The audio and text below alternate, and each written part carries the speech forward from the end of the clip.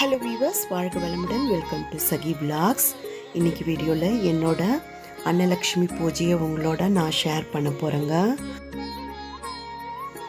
இந்த அன்னலக்ஷ்மி பூஜையை நம்ம எப்போ செய்யலாம் அப்படின்னு பார்த்தீங்கன்னா, தினந்தோறும் விடியற் காலையில் சூரிய உதயத்துக்கு முன்னாடி இந்த அன்னலக்ஷ்மிக்கு பூஜை செய்கிறது ரொம்ப ரொம்ப நல்லதுங்க.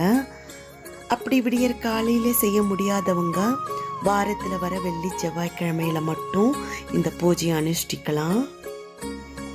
விசேஷமாக இந்த அன்னலக்ஷ்மி பூஜையை நம்ம எப்போ அனுஷ்டிக்கலாம் அப்படின்னு பார்த்தீங்கன்னா, அமாவாசை பௌர்ணமி திருதியில் வர வெள்ளி செவ்வாய்க்கிழமையில் விரதம் இருந்து அன்னலக்ஷ்மிக்கு நாம் இந்த பூஜை செஞ்சால் நம்ம வீட்டில் என்றைக்கும் அன்னக்குறை அப்படின்றது ஏற்படாமல் சகல ஐஸ்வர்யமும் கிடைக்கும் அப்படின்னு புராணங்களில் நமக்கு சொல்லப்பட்டிருக்குங்க. இப்போ நம்ம வீட்டில் இருக்கிற அன்னலக்ஷ்மிக்கு அபிஷேகம் செஞ்சு அன்னலக்ஷ்மிக்கு சந்தன குங்குமம் பொட்டு வச்சு அழகாக அலங்கரித்து இந்த பூஜைக்காக ரெடி பண்ணிக்கணுங்க.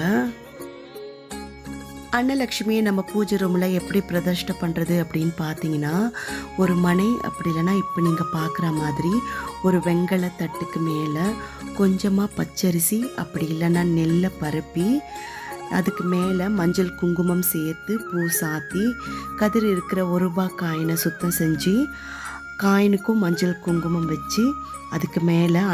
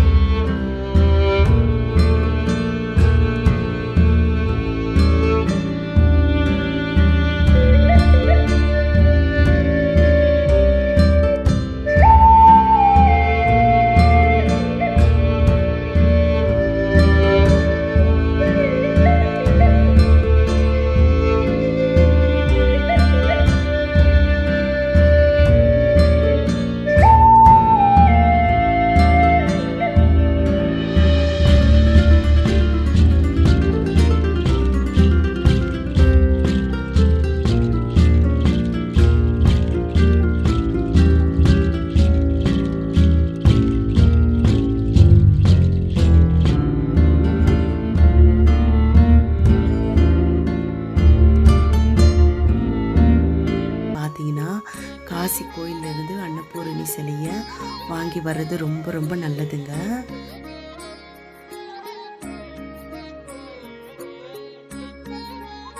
அடுத்ததான் நல்ல வாசனை நிறைஞ்சி இருக்கிற பூவால் நம்ம பூஜை ரூமில் இருக்கிற சாமி படங்கள் சாமி சிலைகளுக்கு சாத்தி அழகாக அலங்கரிச்சுக்கணுங்க.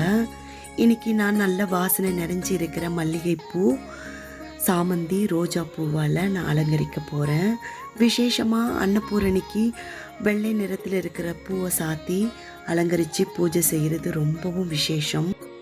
இப்போ முதல்ல அன்னபூரணிக்கு மல்லிகைப்பூ மாலை சாத்தி அலங்கரிச்சுக்கிறேங்க. அடுத்துதான் என்னுடைய பூஜை ரூமில் இருக்கிற விநாயகர் மகாலட்சுமி சிலைக்கும் பூ சாத்தி அழகாக அலங்கரிச்சுக்கிறேன். நாம் ஏற்றின விளக்கில் சாக்ஷாத் அந்த மகாலட்சுமியின் உருவமாக பாவித்து தீபம் ஜோதி பரபிரம்ம சொரூபினியே நமகன்னு தீபங்களை வணங்கி மஞ்சள் அர்ச்சதை சாத்தி பூவும் சமர்ப்பிக்கணுங்க.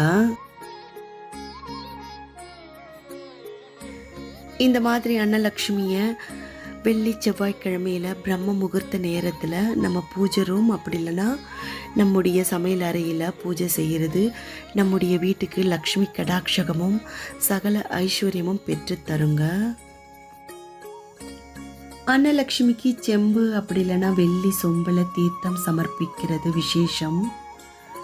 நான் இன்னைக்கு சின்ன செம்பு பாத்திரத்தில் சுத்தமான தண்ணியை நிரப்பி சொம்ப மஞ்சள் குங்குமம் பொட்டு வச்சு அலங்கரித்து அம்பாளுக்கு தீர்த்தம் சமர்ப்பிக்கிறேங்க.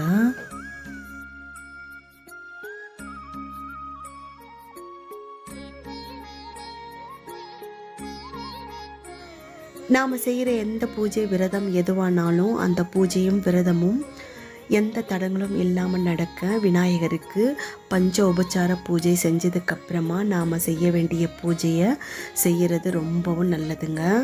அதுக்காக இப்போது நம்ம வீட்டில் இருக்கிற வெங்கல விநாயகர் அப்படி இல்லைன்னா மஞ்சளில் பிடிச்சி வச்ச விநாயகருக்கு வஸ்திரம், தீபம், தூபம், நெய்வேத்தியம் இது எல்லாமே சமர்ப்பித்து மஞ்சள் அர்ச்சதை சாத்தி பூவும் சமர்ப்பித்து நாம் செய்கிற இந்த பூஜை எந்த தடங்களும் இல்லாமல் நடக்க விநாயகர்கிட்ட மனசார வேண்டி இந்த பூஜையை தொடங்கலாங்க. இந்த விசேஷ நாளில் நாம் செய்கிற இந்த பூஜையில் அன்னலக்ஷ்மிக்கு ஐஸ்வர்ய தீப ஆராதனை செய்கிறது சகல ஐஸ்வர்யமும் கொடுக்குங்க.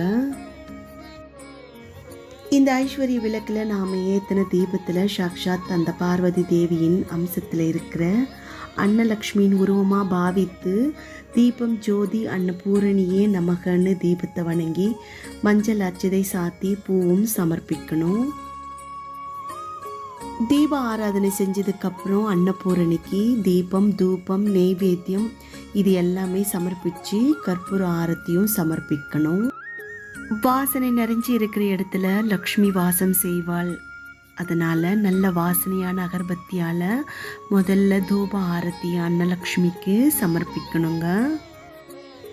நாம் செய்கிற இந்த அன்னலக்ஷ்மி பூஜை வெள்ளி செவ்வாய்க்கிழமையில் விடியற் காலையிலேயே எழுந்து பிரம்ம முகூர்த்தத்தில் நம்ம சமையல் அறையில் பார்த்தீங்கன்னா பச்சரிசி மாவில் அஷ்டபத்ம கோலம் போட்டு கோலத்தை மஞ்சள் குங்குமத்தால் அழகாக அலங்கரித்து அன்னலக்ஷ்மியை பிரதிஷ்டை பண்ணி பூஜை செய்கிறது ரொம்பவும் விசேஷங்க. இப்படி செய்கிறதுனால பார்த்தீங்கன்னா நம்ம வீட்டில் அன்னம் எப்பவும் குறைவில்லாமல் கிடைக்கும். இப்போ நல்ல வாசனை நிறைஞ்ச சாம்பிராணி தூபம் சமர்ப்பித்து தீப ஆரத்தியும் அன்னலக்ஷ்மிக்கு சமர்ப்பிக்கணுங்க. இந்த சாம்பிராணி தூபம் நம்ம பூஜை அறையோடு சேர்த்து நம்ம வீடு முழுக்கவும் காட்டிக்கிறது ரொம்ப ரொம்ப நல்லதுங்க. நம்ம வீட்டில் இருக்கிற நெகட்டிவ் வைப்ரேஷன் எல்லாமே நீங்கி பாசிட்டிவ் வைப்ரேஷன் அதிகமாகுங்க. அது கூடவே மகாலட்சுமி நிரந்தரமாக நம்முடைய வீட்டில் வாசம் செய்வாள். இப்போ கடைசியாக அம்பிகைக்கு கற்பூர ஆரத்தியை சமர்ப்பித்து இந்த உலகத்தில் இருக்கிற எல்லா மக்களுக்கும் எப்பவும் அன்னக்குறை ஏற்படாமல் இருக்க சகல ஐஸ்வர்யமும் கிடைக்க வேண்டி கற்பூர ஆரத்தியை அம்பாளுக்கு சமர்ப்பிக்கணுங்க. அன்னலக்ஷ்மியை நம்ம வீட்டில் எப்படி பூஜை பண்ணி வழிபடலாம் அப்படின்றத இந்த வீடியோவில் உங்களோட நான் ஷேர் பண்ணியிருக்கேன். இந்த வீடியோ உங்களுக்கு பிடிக்கும்னு நம்புகிறேன். பிடிச்சிருந்தா ப்ளீஸ் லைக் அண்ட் ஷேர் பண்ணுங்கள். நீங்களும் இதே போல் கடவுளின் அருளை பெற்று எல்லா நலமும் வளமும் பெற நான் வேண்டிக்கிறேன். தேங்க்யூ ஃபார் வாட்சிங்.